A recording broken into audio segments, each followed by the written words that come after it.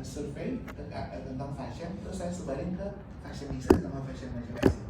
Result bakal sesuai. Tapi ternyata populasi fashion design ini asumsi hanya sekian persen dari total populasi. Gitu ya. Bakal bertolak belakang. Ini yang kemarin dipermasalahkan di kalau statistik itu seru banget karena hampir tiap tahun tuh pasti ada pilkada, ada pemilu segala macam. You bisa lihat tiap hari A calon A yang menang, calon B yang kalah. Itu yang kemarin sampai ada satu lembaga yang didiskualifikasi gitu karena asumsi mereka lembaga statistik ya yang hampir semua memenangkan calon A, hanya dia yang bilang calon B yang bakal menang. Terus disalahkan gitu, nggak bisa kayak gitu ini gitu. Tapi si yang B ini bilang, lah saya kan benar juga loh, saya pakai sampel responden segala macam gitu. Ya itu makanya terus ada yang argumen ya ini tergantung apakah si lembaga B itu ya dibayar gitu ya. Nggak salah juga karena kalau menurut aku ya dia hanya pada saat awal penyebaran kuesioner dia udah punya pikiran bahwa saya nggak bakal sebarin ke lokasi si A gitu ya. Saya harus sebarin ke lokasi si B gitu ya. Contoh pemilihan contoh satu udah ya kalian ya yang BEM gitu ya, ketua BEM. Saya sebarin ke fashion business karena ada satu kandidat fashion business dan gitu ya. Kuesionernya saya tanya ke anak-anak fashion business, siapa yang bakal menang? Dia bakal pilih siapa? Ya fashion business gitu ya. Karena ini cuma karena dia gitu. Mungkin ada yang nggak akan bilang dia gitu karena gitu. Itu maksudnya. Tapi bayangkan kalau saya pertanyaan tentang si fashion businessnya, saya tanya ke fashion ke interior design contoh, they don't know about si fashion business. Mereka bilang, oh saya nggak akan pilih dia gitu, because they don't know. Jadi kan pandai, jadi aku udah mengclustering lokasinya gitu, supaya sesuai dengan yang saya inginkan gitu. Padahal ternyata populasinya berapa dulu gitu. Jadi akhirnya jaraknya sampel itu, jaraknya sampel di sini. Jadi nggak random lagi sebenarnya, udah diatur gitu bahwa itu dibikin random tapi ternyata nggak random gitu. So ini maksudnya. Jadi it can lead to the wrong conclusion about the population parameter gitu. So to fully understand about this, kita harus cari tahu apa yang what could possibly go wrong gitu. Ini contoh ya, ada contoh. Ini saya ambil dari buku. The water in Lake Ching, bla bla bla, cool, clear, sometimes very cool.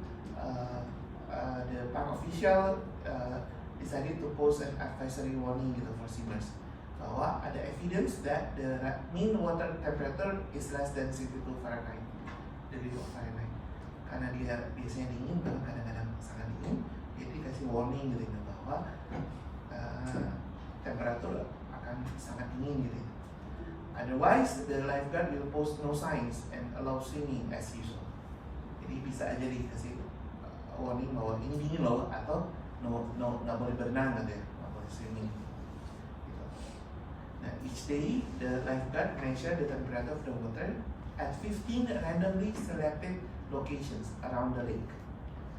Ini pasti bilang around the lake, berarti populationnya udah known, tempatnya udah ada gitu ya. Jadi enggak gitu ya. Jadi oh iya, jadi udah benar gitu, population known gitu. So mereka sebarin tiap hari 15 lokasi yang berbeda secara random gitu untuk tes di hipotesis. Null hipotesisnya sama dengan 62, alternatif hipotesisnya kurang dari 62. Jadi mau lihat kalau kurang dari 62 berarti harus reject the null hypothesis. They use cut-off point 61.5%. They use the cut-off point 61.5 degree Fahrenheit. They cannot measure the temperature in every location. That's why the sample mean varies around the population mean. So they decided to take this. Nah, kalau lihat di kurvanya, ada kurvanya. Jadi ada si rejection area yang tadi kayak tadi, berarti cut off point-nya segala macam. Jadi ini kesimpulannya gitu. What can happen with the sample? Suppose the population mean is 62 Fahrenheit or greater, jadi the water is warm enough. Kalau lebih berarti hangat lah. jadi bisa swing. Kalau less than 61,5 berarti no evidence untuk reject null hypothesis. Makanya conclusion is correct. Berarti memang dingin gitu ya. Kalau di modern berarti memang gitu. Berarti memang hangat gitu. Balikan itu. Kalau dia less than or equal to berarti dia harus dicek null alternatif yang biasa. Berarti harus pasang warning gitu ya. Suppose that the mean is less than 62 degree Fahrenheit, the water is too cold. Ini reject atau apa gitu. Kita lihat di sini ya. Jadi kadang-kadang nggak bisa bilang kita harus reject atau accept. Kita lihat dari argumen atau sentence yang kita buat gitu. Apakah ilustrasi dari sentence tersebut. Ini yang disebut the test statistic on rejection region. If we reject a null and null hypothesis, when null hypothesis is really true, we call it type 1 error. Paham maksudnya? Null hypothesisnya itu benar, terus kita reject, berarti kita sebut type 1 error. Kalau alternatif kebalikannya, alternatifnya benar, terus kita reject alternatifnya, berarti type 2 error. Maksudnya ini yang tadi gitu.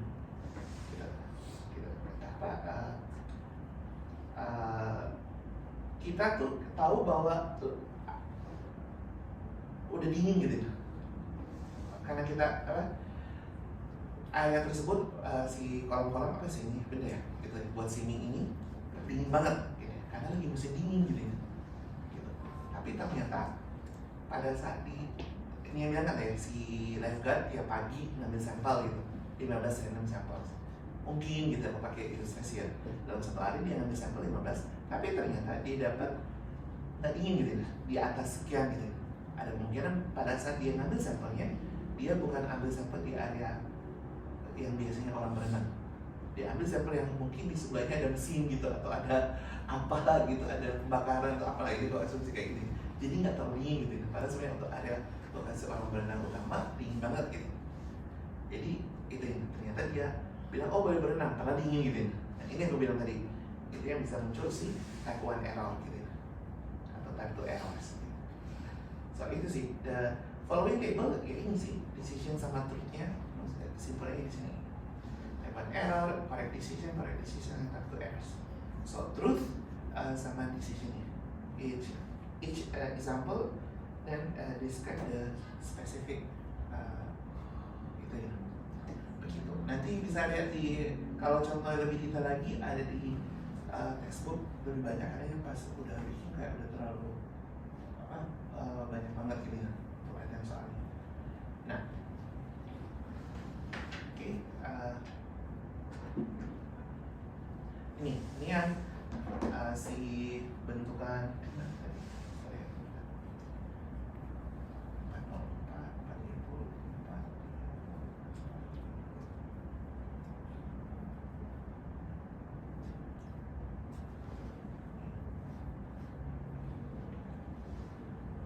So, yang tadi gimana kita construct the hypothesis, the null hypothesis, dan juga the formal hypothesis test.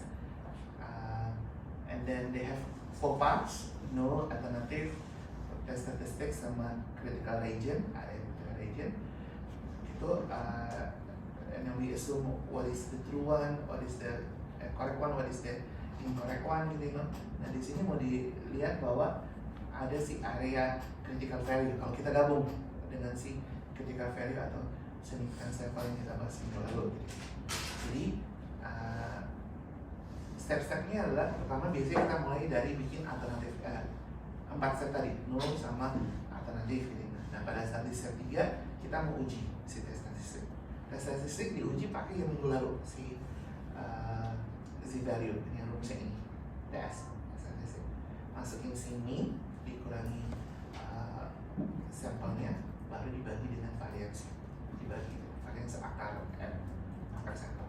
So given the random sample of size n from a population with mean mu, assume that the underlying population is normal or n is large and the population standard deviation mu is unknown. So this is yang ini. Baru abis itu kita tinggal tentuin gitu critical region gitu loh, mana yang kita mau accept, mana yang enggak berdasarkan si asumsi yang kita buat di kayak minggu lalu lah istilahnya gitu. Oke, nah untuk itu kayaknya aku brief sebentar dulu yang minggu lalu. Kita punya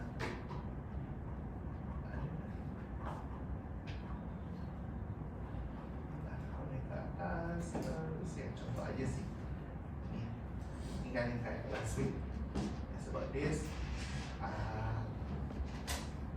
transportation tire gitu you know. Jadi suppose the weight of this tire ini is normally distributed is standard deviation 1.25 pounds in a random sample of 15 file tires.